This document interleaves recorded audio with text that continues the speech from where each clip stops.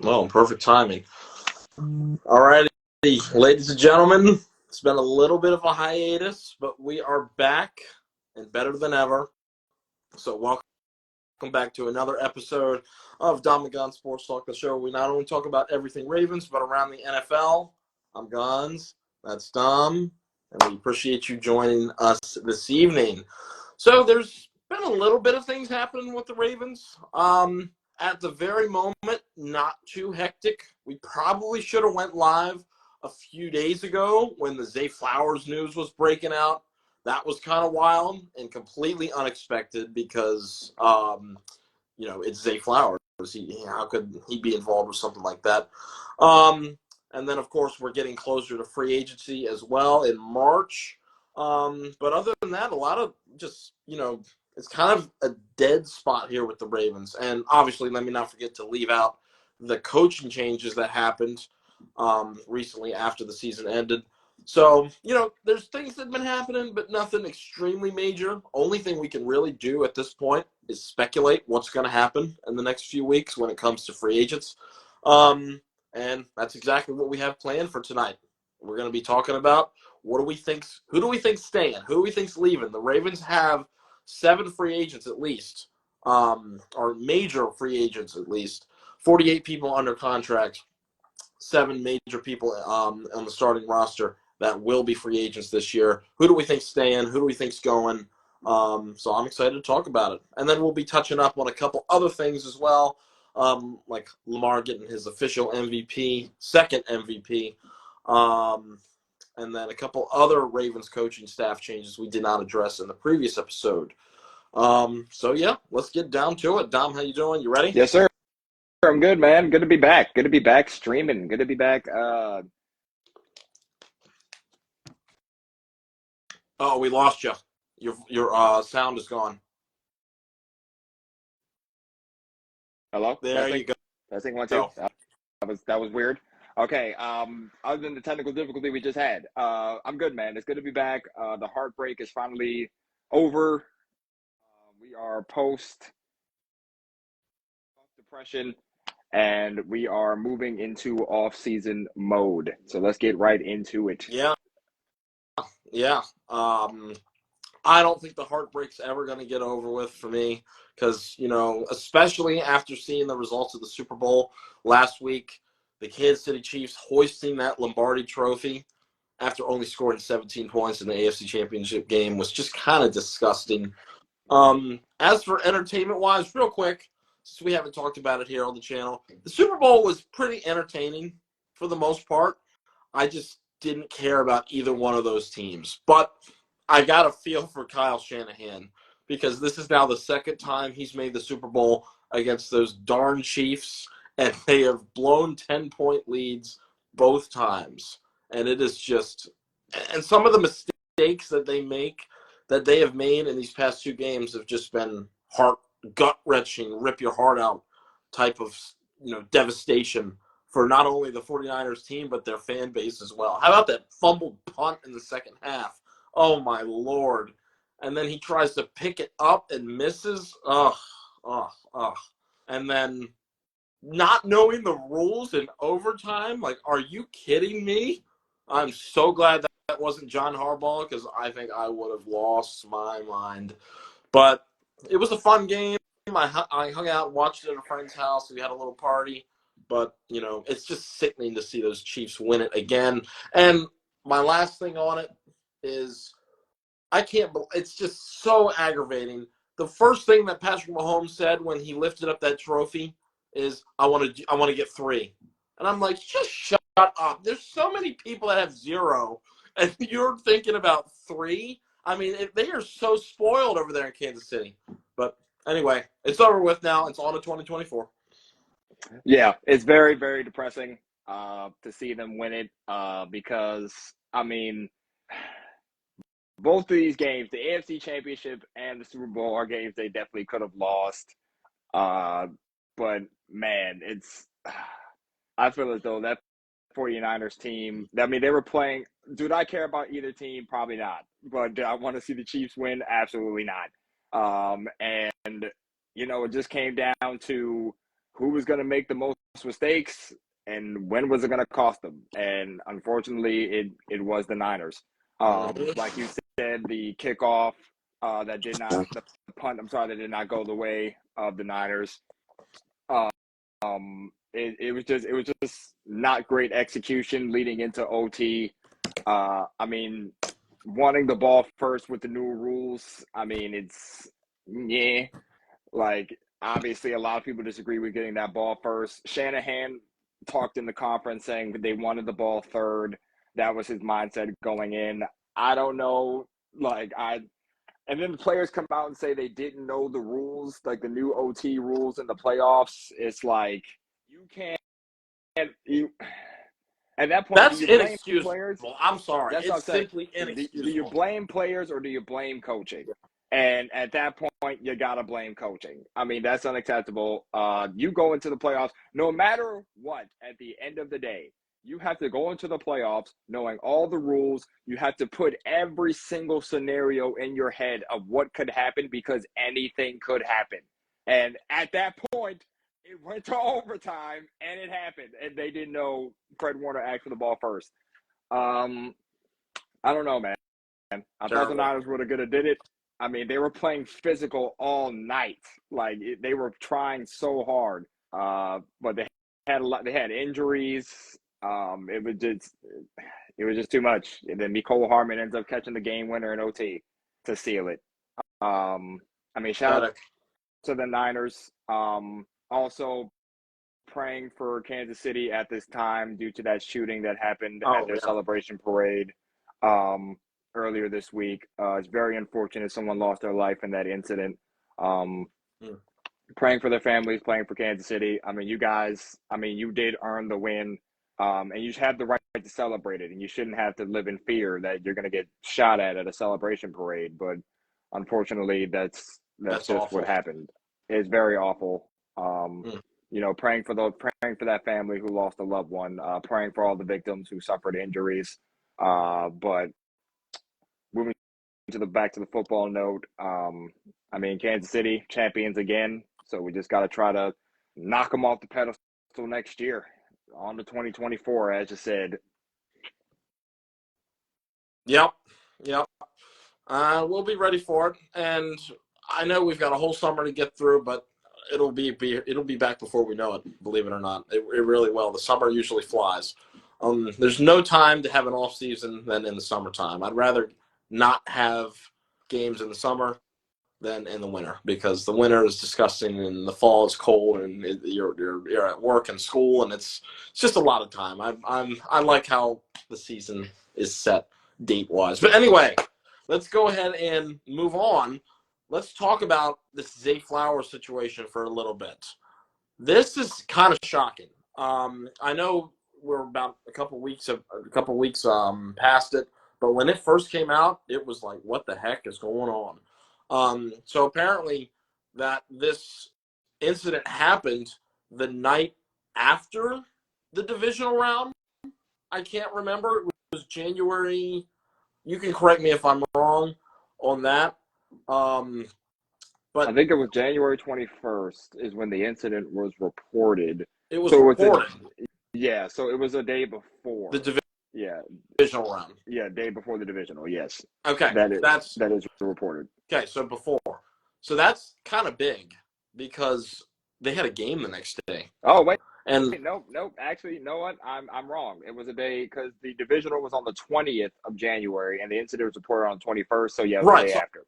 Yeah, I was right. It was the day after. Yeah, it was the day after. Okay. All right. Well, that's big, but the news didn't come out till after the AFC Championship. So you just kind of wonder who knew about it. I mean, did the Ravens know about it? Did the NFL know about it? Because he played in the game. He played in the championship game. So I don't know. That is the one thing that's been puzzling me about this whole situation. Usually when something like that comes up, the Ravens have a zero tolerance policy when it comes to that. You all remember the Ray Rice situation back in 2014. When that footage came out, he was suspended immediately, and he ended up never seen another carry in the NFL again after that situation. So, the Ravens don't play when it comes to that stuff. And that's what's making it look a little bit better. And maybe it's just, it might just be a lot of rumors and speculation because there hasn't been any further, information revealed other than the fact that the person filing the claim was his girlfriend. So maybe it's not as bad as we thought because, if the Ravens knew a lot of information like they did on Ray Rice, then they probably would have terminated his contract already. So I don't know. But my big thing about it is Zay is such a likable person. I just can't believe he would do something like that. That's number one. And number two, if we really knew something about it before the AFC Championship game, I really don't think he'd be able to play. So I don't know. If it does come out indeed that we knew about it and the NFL knew about it before that, that could get pretty ugly. So I'm hoping that it didn't, but we'll see what happens. I'm hoping it's nothing but just a dramatic call to the police. Maybe they just got into an argument and got frustrated and just heard some shouting. Maybe, I don't know. And it was nothing domestic about it, but we'll see. I'm hoping for the best. Yeah. The situation itself is very unfortunate. Again, if, you just have to put your heart out for the victim of the incident, for whatever happened, because nobody should deserve to have to go through these kind of things. As far as, like you said, we really don't have a lot of information. Police are still investigating the incident as we speak. So it's not really much all we can really do is speculate at this point. But I mean, I kind of, from your point, as you were saying, like if the Ravens knew, about this incident prior to the game, obviously they probably would not have played that night of the championship game. They probably would have been like, yeah, no, we can't be doing that, and we can't, have you out there on the field if this is what you're going to do. When the news broke, obviously it was like news to everyone. The Baltimore Banner was the first to report on the incidents, with the incidents surrounding Zay at that time. And, what scares me the most about this stuff is that they brought up another incident that apparently occurred while he was in school in Boston. Boston police had acquired about things too. So at this point, it's like we said, a lot of this speculation. No details are being released on the matter. Baltimore Ravens came out with a statement saying, everything is still kind of under investigation, but just know that we do not condone these types of behaviors. Just like a company would at that point. So,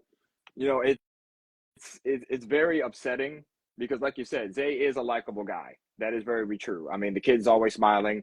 He's bright in the locker room. But, if these allegations turn out to be accurate and the allegations turn out to be true, you got to be punished for it. This type of stuff cannot be allowed in society, in the sport. Yeah, I know. But if it is true and the allegations come out the true, like you got to get the hand that you dealt. I mean, you don't put your hands on women at the end of the day. Like that's uncalled for. You should never, ever resort to that type of behavior. You are harming any woman is just unhuman like and should not be done. And then secondly, you are supposed to be a role model. There are kids who are trying to reach that level that you're reaching at. And, you are these kids' you're these kids' idol.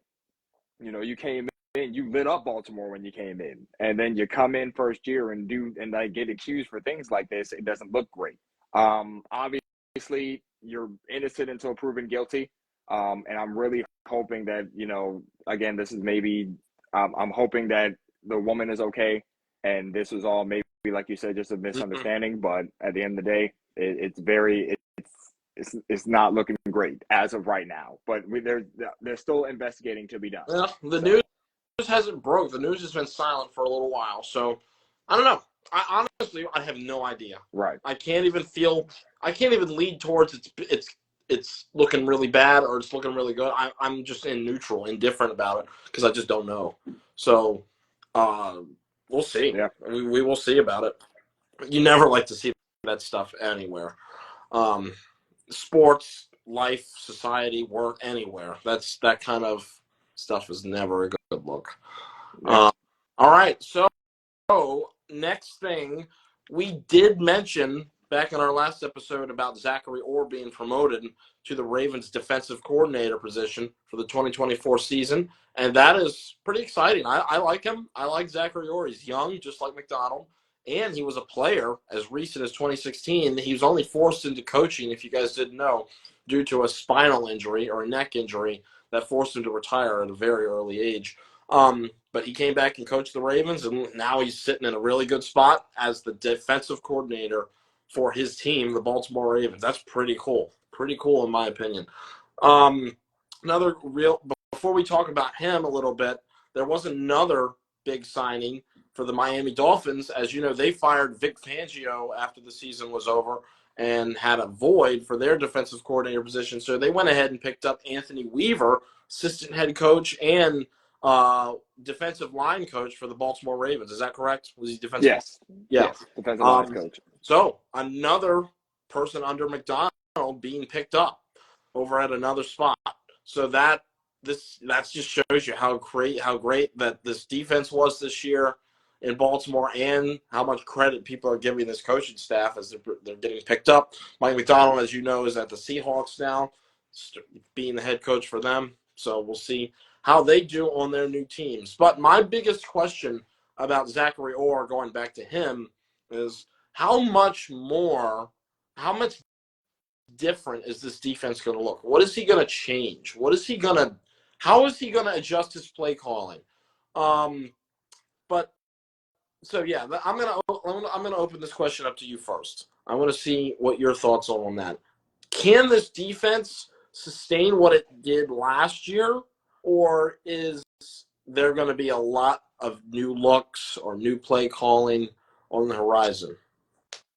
I think this defense can still be as dominant as they were last year. I think that Orr will have this defense running through a wall for him, and I think they will still maintain the fact that they're still a top 5 defense in the league. I mean, the way he describes, how he wants his defense to be, he's been under McDonald for 2 years now, and he saw the success that McDonald has had with this defense.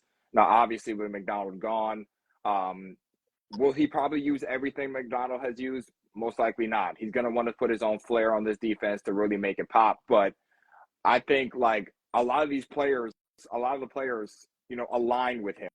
Like they relate to him.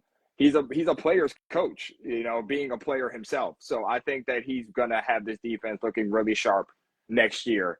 The way he describes how he wants it to have it, he wants violence, he wants physicality, and he wants organized chaos.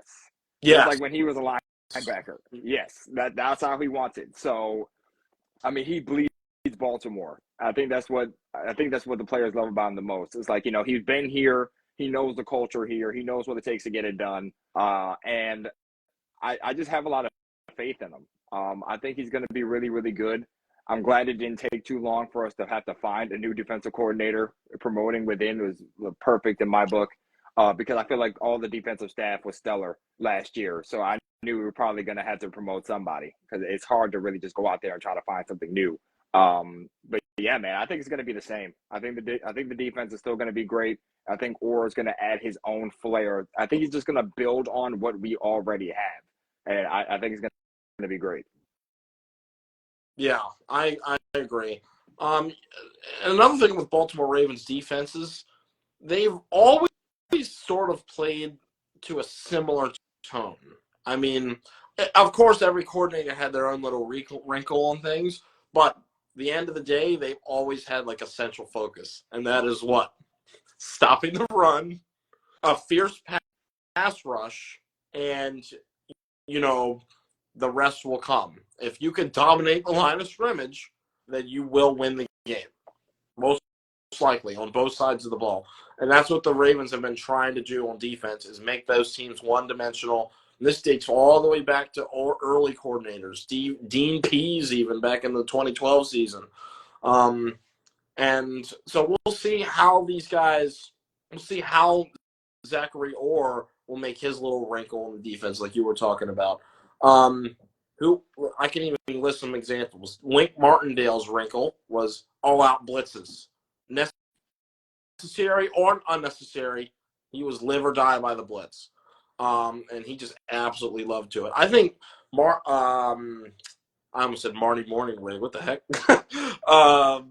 Gosh, TBT to him. Yikes.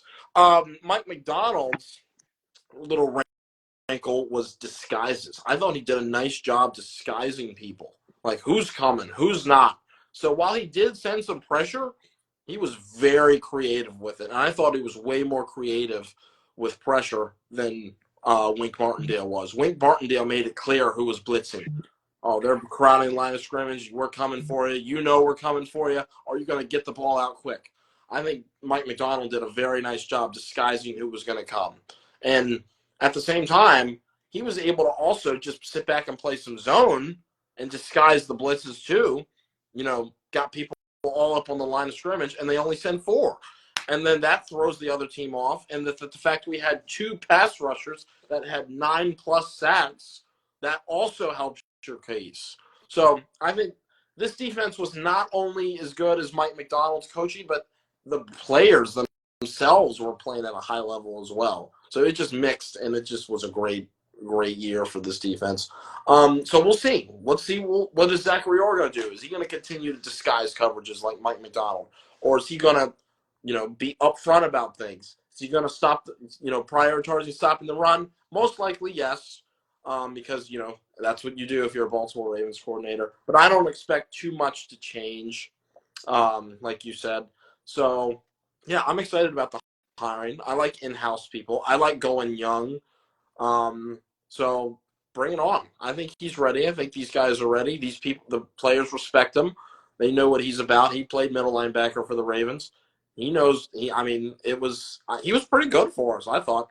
Was he as dominant as Patrick Queen and Roquan? No, but he was still pretty good. Still pretty good. I remember him intercepting Roethlisberger on Christmas Day in 2016. So he was pretty cool. It's a shame he couldn't finish his career. But look where he is now. I don't think he's complaining. So yeah, good for you. It's great. It's great. I mean, he had a shot up all the way to defensive coordinator, and it's great to see. Him putting his own twist on this defense. What will work, what won't work. I mean, I think he's just ready to get to work as quickly as possible, and I can't wait to see what he can do. I'm hoping that he has success, and that when he does have success, let's hang on to this one this time, please.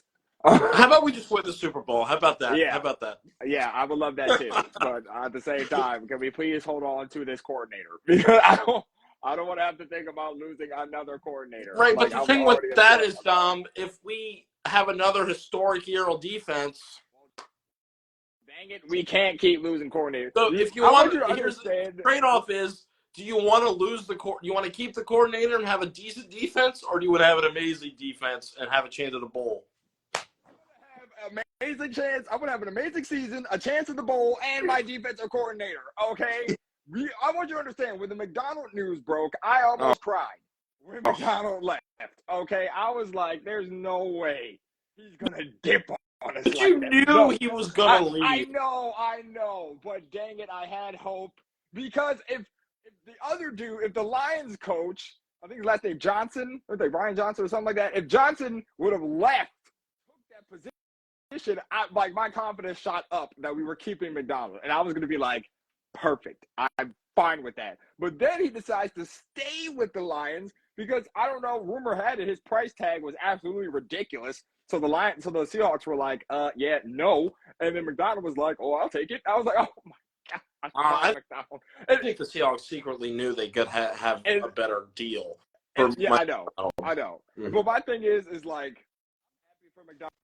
Because one, he's in a situation where the Seahawks aren't a bad team. If you really want to think about it, I mean, the receiving core is really good. They have a really great young running back in K9.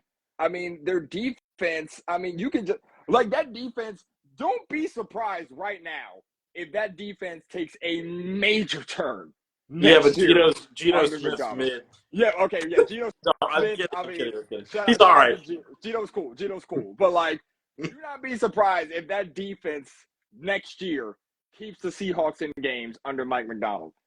I like with Woolen, and I don't know if they're going to keep Jamal Adams. I hear rumors he might get cut. I don't know. But with Woolen, and they just got Leonard Williams last year in a trade with Boye Mafe. Like, with those young players, like, they don't be surprised if they potentially make some noise next year under him. I think he's in a great position right now with a really good team in the NFC that you could make some noise in the NFC. So I think he took the job that he felt as though he would be the most successful in, and I can't fault him for that. I'm really happy that he's moving up in his career. He's young. He's a great young mind in the football world, and you just have to thank him for what he did for Baltimore, because boy, did he turn this around real quick as soon as he got here. So you got to give credit where credit is due with that. Thanks, Mike. We miss you, and we love you. Hope you succeed. Just not against us, though. Well, not against us. we'll Please. see. Well, we won't play that for another 4 years. I'm about to say we won't have them for a while. So, but yeah. Yeah, but yeah, we got Zach Orr, and I'm fine with that. Yeah, I'm fine with it. No, shout out to Zach Orr for sure.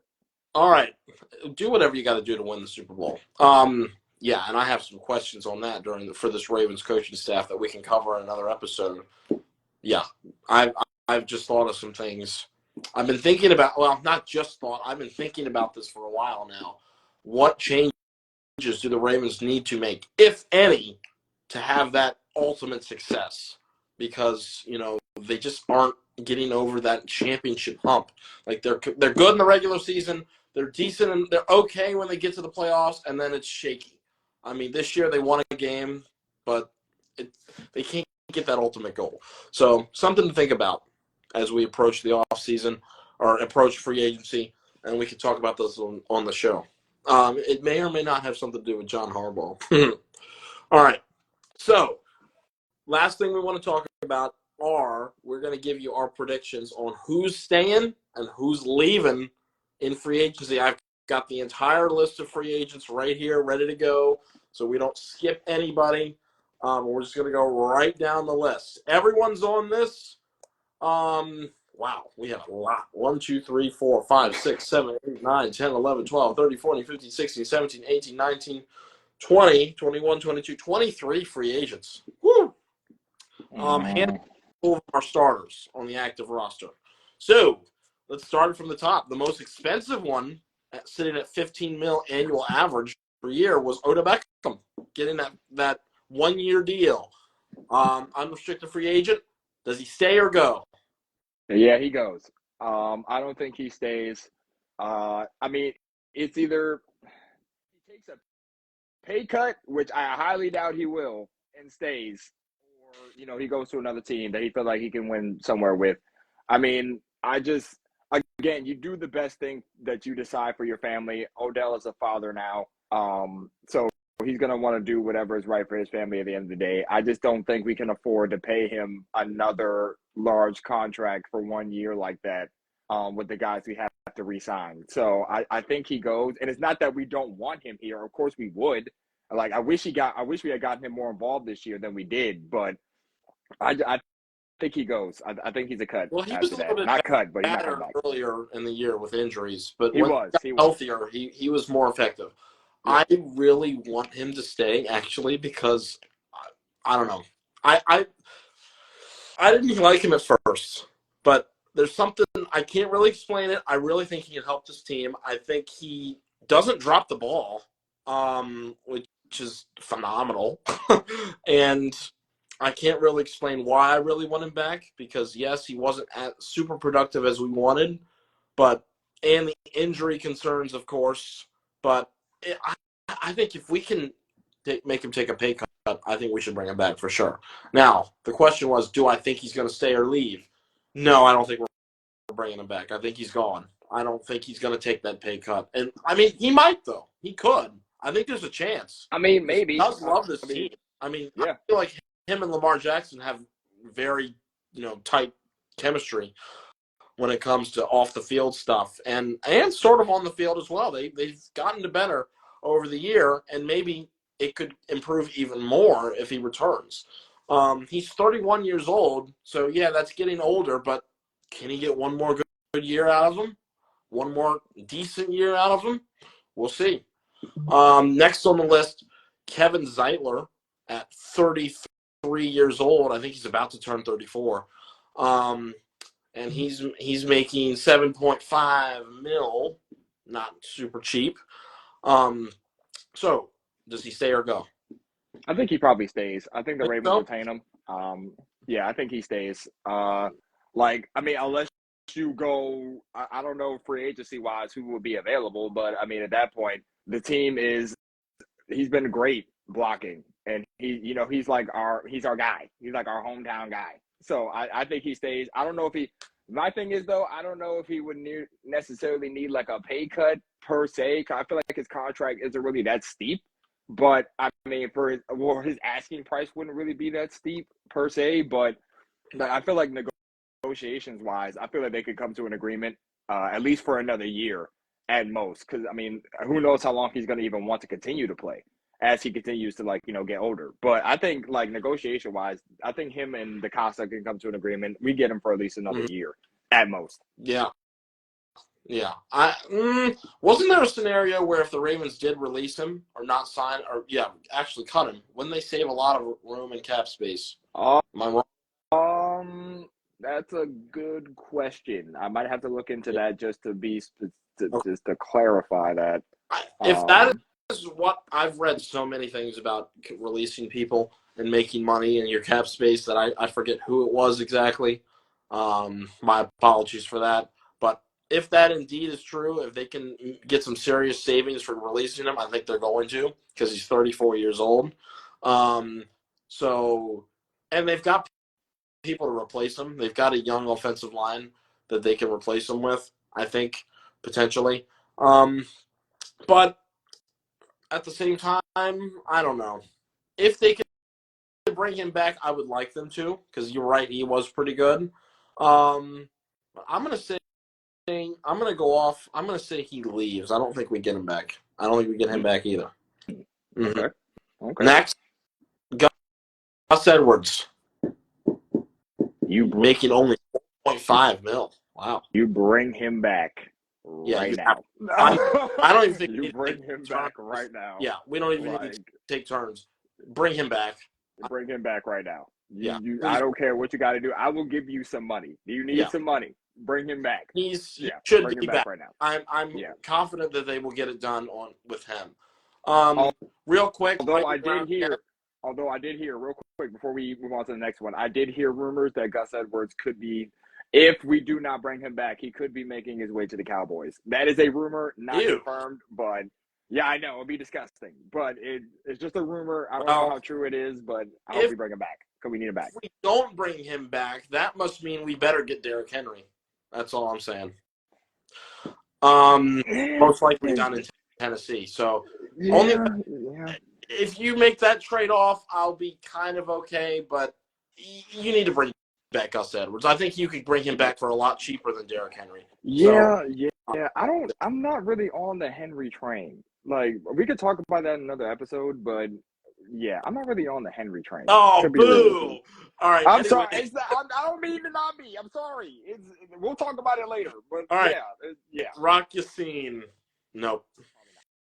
No. Probably not. He probably won't be back. No, because they brought him in to be a starter, and he was not a starter at all. Struggled a lot. Made a couple plays, but not bringing him back. He had a little bit of injury, but yeah.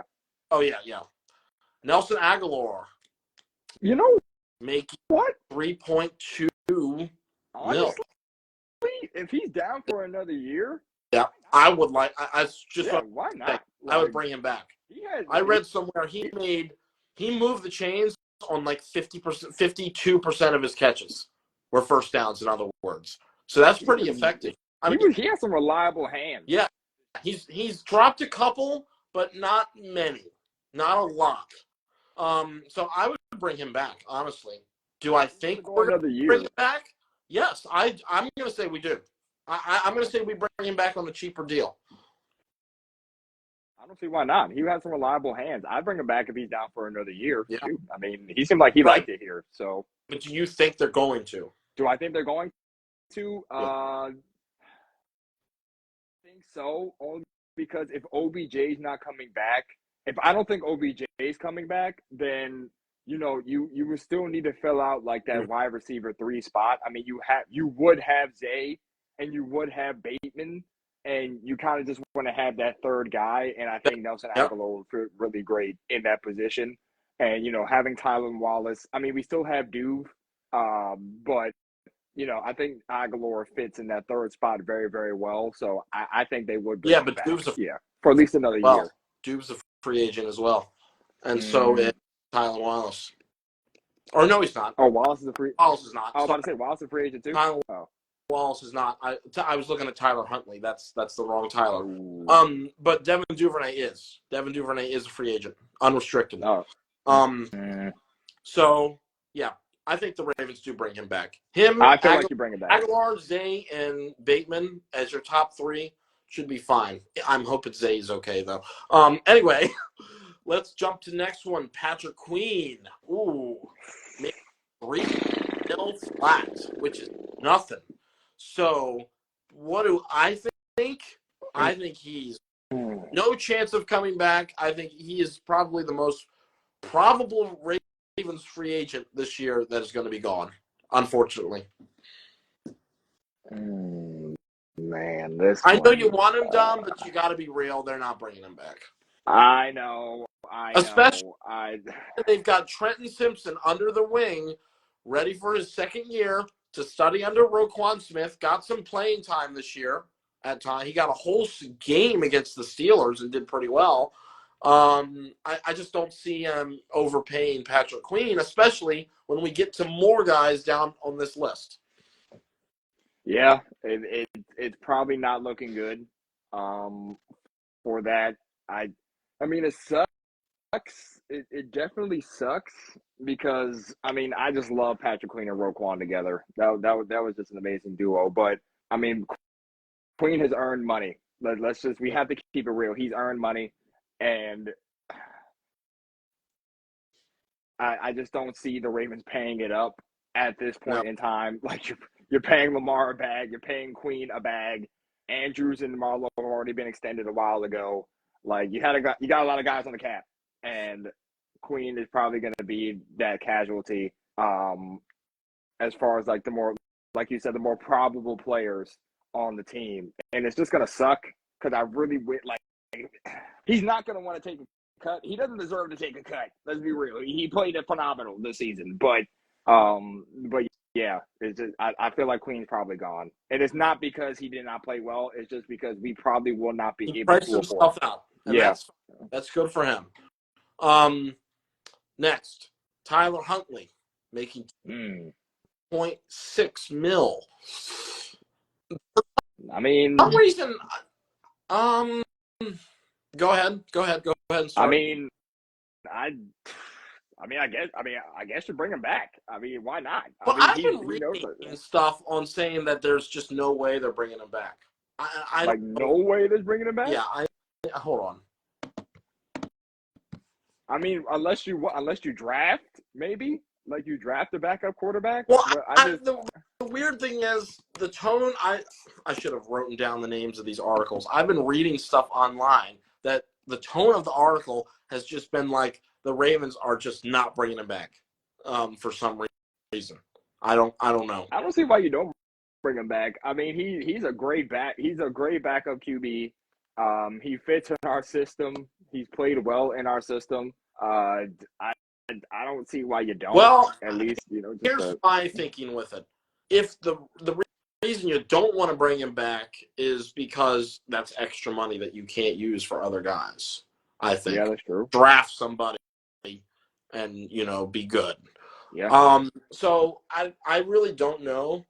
I'm gonna say they do bring him back, but I would not be surprised if they didn't.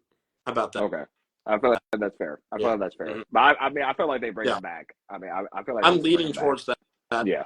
But I'd be shocked if they didn't. And keep in mind, we're only going to do the big names on this list. I'm not going to go through all 24. It's very fair. Yeah. That is very fair. Jadeveon Clowney making 2.5 2023. In 2023, 9.5 sacks, got his incentive in week 18. Do we bring him back? God, I hope we bring him back. I don't think we bring him back. So either. I think if we were to bring him back, it would be because no one else signed him and we already paid our big guys and he was just left over. I just don't feel like we go out of our way to bring him back though. Even though I really want to. I really think it's necessary. I was excited about him coming in from the start, but I mean, you know me. I've been since last summer. Yeah. Like I've been preaching it all like for a while before we signed him. I was like, let's bring Clowney in, let's bring Clowney in, and like we get him, and he plays phenomenally like all year. But it's one of those situations where it's just like I think they got to bring one or the other back. They got to bring Clowney back, or they got to bring Van Noy back. I mean, even though Van Noy is not on this list. I mean, I agree. I feel as though they should bring either one back. But the only thing about it is, though, I mean, they both had career years here. Like they both had career highs and sacks while playing here. And when you have that type of production, like you want to up your price tag a little bit. I mean, obviously they both deserve it because they both played again phenomenally. Right. But it's like again, I don't know if we can afford it. It's just going to be if we can afford it or not. And I mean, here's the question, though. Here's the question. If you had to choose between one or the other, who are you bringing back? Clowney. But the thing, I don't see Van Noy on this list. Is he a free agent too? I mean, he is. He only signed a one-year deal, so yeah, he should be. Why he's not on this list? That's weird. But whatever. Van Noy, we'll talk about him later. I'm going to say no to Clowney, even though I really hope that they go out of the way to do it. Yeah, I'm hoping I'm wrong. Yeah, I'm with you. I think Clowney's probably going to get a bigger bag for another organization. But again, we appreciate him for what he did here, for sure. All right, good. Let's get into some bigger names. Geno Stone.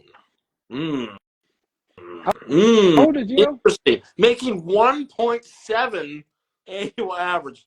Jeez, that's nothing. How old is Geno? He is 24, going on 25. I say you bring him back. You think? Bring him back. So, I think they bring him back. A lot. And let me tell you, go ahead. Here's my reasoning behind it. It's only because, like, the way the Ravens have played this year, it's been a lot of three safeties on the field, right? So you've had Hamilton in the box, and you've had Marcus Williams along with Geno Stone kind of up top in that situation. So, but that's Mike McDonald. We'll see what that is true. That is true too. That could change up this year. But I mean, I just feel as though Geno had a resurgence here. He's played well here. I mean, it's just like he had a career high in interceptions. Like, obviously, he's gonna want some money, of course, but he's only 24. Like you, if I'm the Ravens and I see like this young talent, because that doesn't always come around often. Like at the safety position. So from my standpoint, I say you sign him to maybe a 3-year deal. You know what I'm saying? And then you just maintain your three safety, because Hamilton's already still on his rookie deal. Marcus Williams is still on his contract that he's still on. You keep your three safeties, you keep that safety room locked in. I feel like that's the way you go if you're the Ravens. If I'm the Ravens, that's the way I'm going. I don't think there's enough room to bring him back unless you were to cut Marcus Williams. So no, that cap hit would be detrimental. Exactly. No, you do not do that. Right. Exactly. So therefore, I just don't think they're going to spend extra money on a safety, especially when they have somebody that could sign for much cheaper in our Darius Washington, who is also a free agent. So I think we're going to re-sign him since he's not even making $1 million. As opposed to Geno Stone, who probably get a bag from some team to go be a full-time starter. So that's my opinion on that. Next, J.K. Dobbins. Ooh, baby. Making only $1.4 million a year. Do the man. back on a last chance prove it deal. Possibly. I think also this has to do with what they're going to do with Gus Edwards. So if they resign Gus Edwards, I don't think so. I don't think Dobbins is coming back. I think we've got just too many people in the fold. Justice Hill has stepped up, so he'll be back next year. And Keaton Mitchell, if he recovers well, I hope he recovers well because he was so damn good. He can be that explosive running back that Dobbins is supposed to be. So I don't think that Dobbins is coming back, but it would not completely surprise me if they brought him back on a prove it deal, one more year. Yeah, I just feel as though we've been robbed so much And of Jake. Like we've been robbed of. we just can't wait for injuries any longer. I'm sorry. I mean, yeah, I get it. I mean, time is of the essence. We need a freaking bowl. Sorry, I know. I'm not gonna... I know. We've just been robbed, man, because J.K. is such a good back, and injuries have just robbed us of this talent that he is, because it's really messed up. I just think if you give him one more year, like just give him one. And I know this will depend on what we do with Gus, but it's just like you don't really give up Gus because Gus has been going crazy all year. Like when we have needed him the most, he has always but when we needed him the most, we didn't use them. Looking at us being Harbaugh. Yeah, I know. That was the Harbaugh, not or Monken. It's Harbaugh and Monken. I'm blaming them both. Because darn it, as the head coach, you have the right to override something. You know what would make us feel a little bit better? Well, maybe not. The Chiefs winning, my theory was confirmed that it was rigged for Taylor Swift. But anyway, that's fine. All right. So next, Justin Madubuike. I've got to say, bring it back. There is no way no chance you don't sign that. That is going to be my free agent lock of the year. I think we are definitely. I don't care what it takes. They're going to bring him back because interior pressure is huge, and he can do it all. He can rush. He can play the run. They have got to bring him back. And then Michael Pierce will be back as well. So they can have the same three rotation, Pierce, Travis Jones, and Madubuike again for Zachary Orr's defense if they bring him back. And I think that they are 100% bringing him back, and he will be a Raven for a long time. So, I feel like he should be the top priority heading into when negotiations can begin and organizations can start talking to players. He should be the top priority going into this one. I mean, he just had a breakout year. I mean, what did he finish? 13 sacks to end the year? Like, that's phenomenal. Especially because he's only gotten better. His numbers just continue to increase. Yep.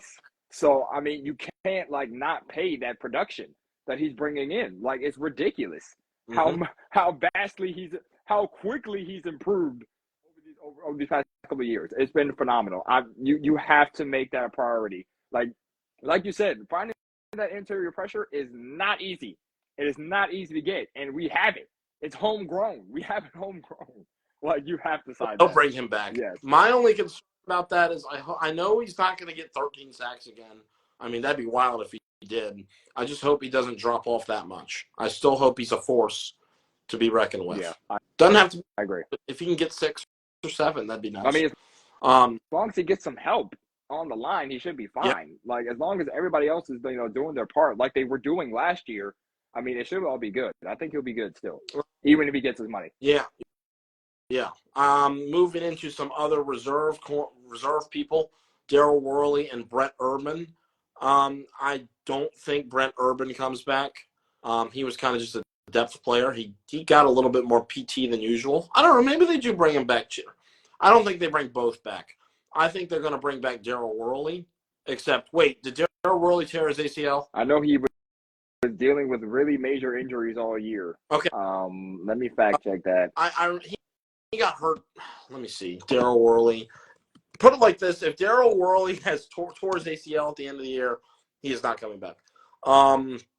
But if he did not, if he's good to go, he's somebody that the Ravens always have, had on their team as a special teams player and, a good reserve cornerback if needed. Then they might bring him back for cheap because he's older. He's not going to expect a lot of money, so they might bring him back on a cheaper deal. I'm going to say yes to Daryl Worley and no to Brent Urban. Okay. Unless he's got a torn ACL or something that I'm unaware about. Yeah, I don't think it's a torn ACL. I don't think the injury was that major for Daryl Worley here. Yeah. Trying to see if I can get. Trying to pull up something here. There's like no news on him. I just know he was on injury reserve. Yeah. Man, There's like no news on him. Off of it though, I can't remember. I don't think they did. I don't think he was ever activated off of it. If he makes a full recovery in the offseason, maybe. But if he's still banged up, then no. While you're looking at that, let's talk about two corners. We've got Arthur Mallette and Ronald Darby. This one's easy for me. I think Ronald Darby can possibly come back. I don't think there's any chance that Mallette's coming back. That's just my opinion. I don't know. Maybe I think the most likely scenario that both of them aren't coming back. But yeah, it's either one or the other, most likely. The other scenario, they might bring back Darby, but I don't think that Mallette's coming back because Darby was pretty good this year. Yeah. I thought. No, Darby played very well. Mallette played very well too, and like he was like our best secondary blitzer. Coverage, yeah, but he was good from the blitz. Like McDonald knew how to utilize him well when it came to like blitzing situations. He was our best blitzing DB. I mean, like both played well. I feel like that you're probably right. If we were to bring one or the other back, I think they would probably prioritize Darby, bring him back in for maybe one more year.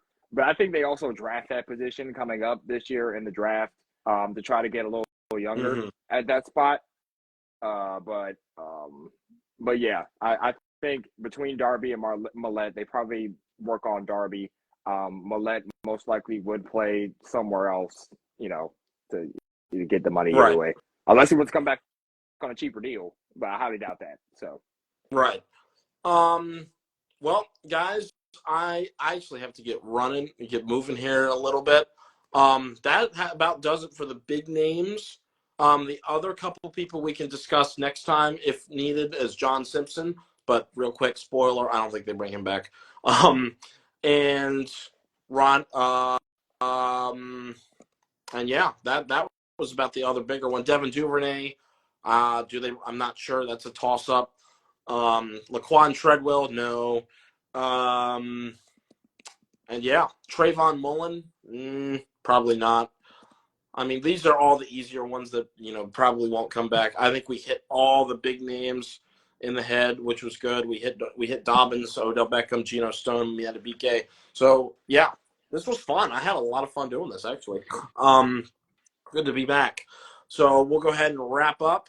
Dom, you got any last minute things you want to say before we get on up on out here? No, I think we covered everything. We covered all the bases. Wonderful. I think we should be good. Wonderful. All right, ladies and gentlemen, thank you for tuning in tonight. Please leave a like and a subscription. If you're watching this on YouTube, you can catch us live on Instagram at Gonz Sportstalk if you would like that as well. Ladies and gentlemen, this is Dom and Gonz signing out. Have a wonderful night. We'll see you next week. Take care, everybody.